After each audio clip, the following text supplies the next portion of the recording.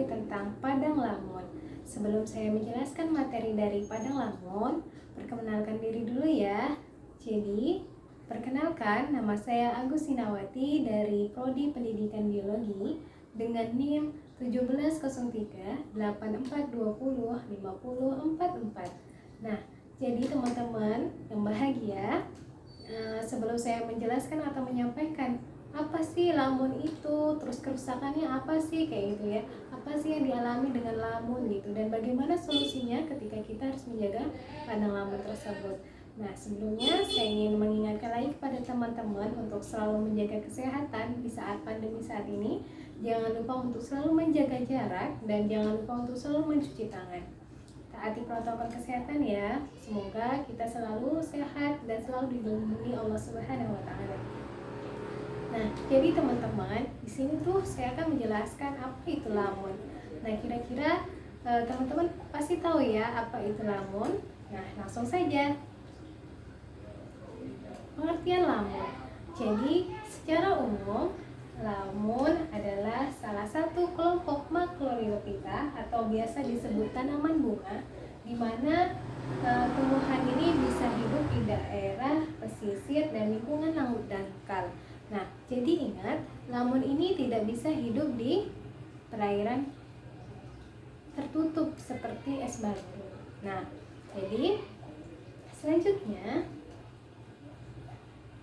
lamun itu mempunyai karakteristik. Nah, karakteristiknya tuh pasti, kalau karakteristik pasti itu keunikan ya, atau ciri khas dari sesuatu benda atau sesuatu apa ya, keunikan dari seseorang gitu. Nah, di sini karakteristik dari lamun, nah dia itu memiliki daun hijau untuk proses fotosintesis. Untuk apa fotosintesis ini? Nah, jadi fotosintesis ini berjalan optimal. Nah, lamun dapat bertumbuh dengan baik di perairan dangkal dan bersisir jernih sampai kedalaman sekitar 40 meter atau sampai batas cahaya matahari masuk. Jadi lamun ini nggak bisa hidup di perairan yang laut dalam gitu ya. Jadi lamun ini hanya bisa dihidup atau bisa ada atau tumbuh di daerah perairan dangkal saja gitu. Nah teman-teman, lamun itu mempunyai klasifikasi loh. Nah, seru loh belajar biologi. Karena apa? Biologi itu kita bisa mengenal klasifikasinya, ciri-ciri morfologinya itu apa aja gitu. Nah, di sini kita akan saya akan menjelaskan sedikit apa itu klasifikasi lamun gitu. Jadi, lamun itu mempunyai klasifikasi. Nah, dia tuh berada di divisi Macrorhizophyta. Di mana Macrorhizophyta ini ada juga yang dinamakan dengan kelas Loxida. Terus berada pada ordo Photomagatonales dan ia juga memiliki 4 famili dengan yaitu yang disebut dengan Simodaceae, Hydroceritaceae, Osidinaceae, dan Cestoraceae. Nah, ini adalah 4 famili dari lamun tadi atau biasa disebut dengan tanaman bunga atau biasa disebut dengan Macrorhizophyta. Nah, jadi lamun itu juga mempunyai peran dan fungsinya. Jadi bukan hanya manusia saja yang mempunyai peran, tetapi lamun juga mempunyai peran. Jadi semua tumbuhan yang ada di dunia pasti mempunyai fungsinya masing-masing. Nah, jadi di sini sebenarnya banyak fungsi lamun itu apa aja. Di sini saya akan menjelaskan beberapa saja fungsi lamun itu untuk apa. Yang pertama ada sumber utama produktivitas primer. Nah, jadi ketika sumber utama produktivitas suatu lamun itu baik, maka kedepannya juga akan baik juga.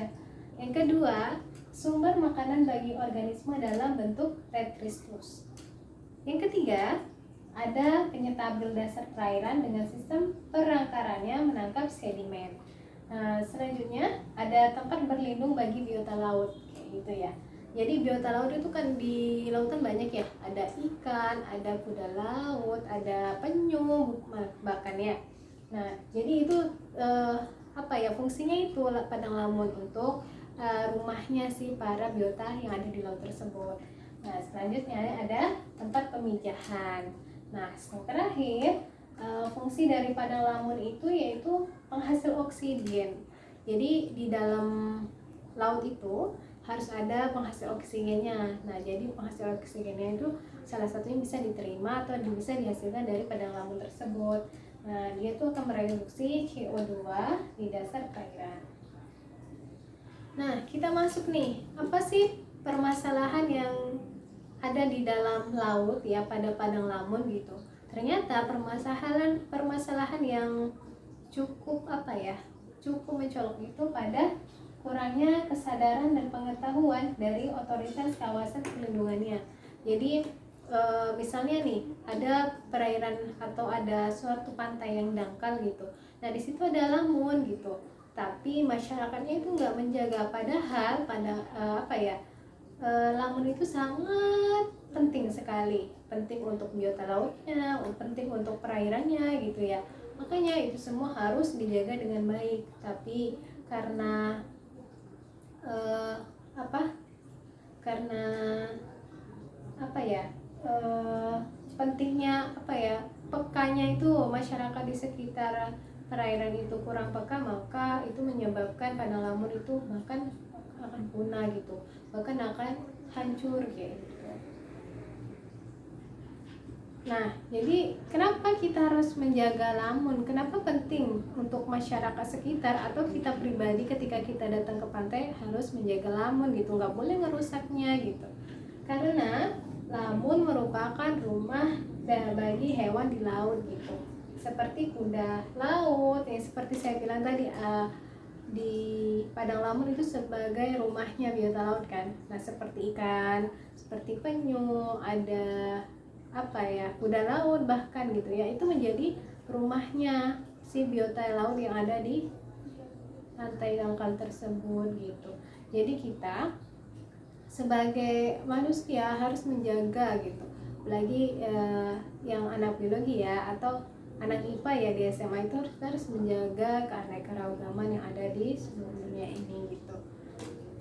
Karena menjaga yang sudah diciptakan sama Allah itu kan suatu kebaikan ya. Nah, jadi di sini kita harus menjaga sesama gitu. Karena ketika rusak maka pasti akan berdampak buruk nih. Entah itu dari biota lautnya. Bayangkan ketika padang lamun itu rusak, biota lautnya tinggal di mana gitu. Ibaratkan para biota laut itu manusia gitu. Ketika rumah kita hancur, kita mau tinggal di mana gitu. Pasti kita akan sibuk mencari rumah yang bisa kita untuk nginep gitu ya. Pasti dia kayak bayangin aja lah di laut tuh kayak gimana kan, dia pasti mencar-mencar untuk mencari padang lamun yang bagus gitu ya kan. Nah jadi teman-teman, itu sih penyampaian singkat tentang kenapa kita harus menjaga padang lamun gitu. Jadi mudah-mudahan apa yang saya sampaikan bisa bermanfaat bagi teman-teman dan saya pribadi. Semoga kedepannya saya bisa menyampaikan atau membuat video dengan lebih keren lagi.